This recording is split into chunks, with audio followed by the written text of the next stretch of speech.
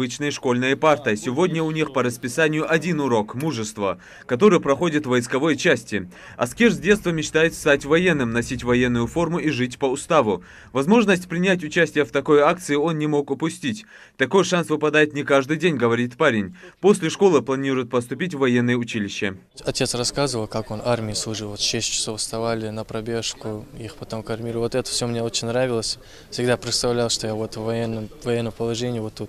Стою в 6 часов за 15 секунд, там, я не знаю, нужно одеться, быстро встать в строй, на пробежку. Вот это все очень сильно мне нравилось. И вот с тех пор я сказал своим родителям, что вот хочу поступить в военное. Они не против, они наоборот поддержали меня.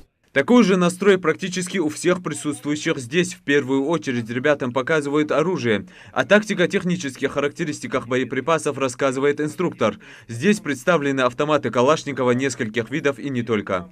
40-миллилитровый гранатомет, масса его 6 килограмм. Если вместе с гранатой противотанковой 6 килограмм 300 грамм. Будущие защитники Отечества внимательно слушают и стараются запомнить все, чем примечателен каждый образец, ведь это пригодится им в будущем. Старшеклассникам также позволили ознакомиться с каждым экземпляром лично. Подержать в руках настоящий АК до сих пор многие из этих ребят только мечтали. Я автомат Калашников держу первый раз в руках, мне нравится очень. Превосходное оружие, если по мне сказать.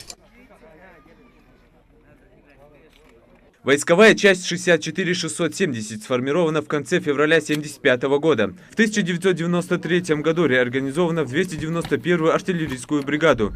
Здесь для военнослужащих благоустроены одноэтажные казармы. Школьникам предоставили возможность посетить и их, посмотреть, как живут люди военные. Ребята, это класс самоподготовки. Здесь у нас проводятся занятия с военнослужащими. То есть здесь некоторые военнослужащие в определенное время пишут письма домой. Проводятся занятия как общественно-государственная подготовка и многое другое. Экскурсию по казармам для ребят проводит командир отделения батареи наземных целей разведывательно-артиллерийского дивизиона. Михаил Егоров делится, что служба в армии всегда считалась школой взросления, пройти которую обязан каждый уважающий себя мужчина. На данный момент я провожу первый раз экскурсию. Мне интересно что-то рассказать, что-то показать, чтобы для них это было познавательно, потому что если они пойдут служить, то они хотя бы будут знать азы. Такой непривычный урок мужества проводят для старшеклассников 4 назрановских школ. Саид Магомед Наурузов на такой познавательной экскурсии впервые, но отлично знает, военное дело – это школа жизни.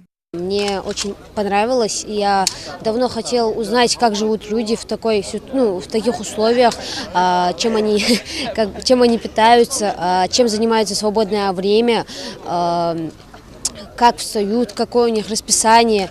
Есть такая профессия – родину защищать. Под таким слоганом и проходит акция, которую организовали военный комиссариат и Миноборрегиона. На такие занятия соберут школьников и из других районов республики. Мы им подробно объясняем, доводим до них привилегии военной службы, учеба в военных вузах, а также служба в вооруженных силах и служба по контракту. Понятно, что служить должны, каждый гражданин должен служить в вооруженных силах Российской Федерации.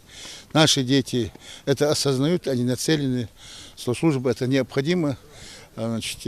Так как служили наши деды. Многие из ребят покидают войсковую часть с надеждой, что в скором времени они пополнят ряды военнослужащих. Юсуп Гельсханов, Адам Далаков, Новости 24.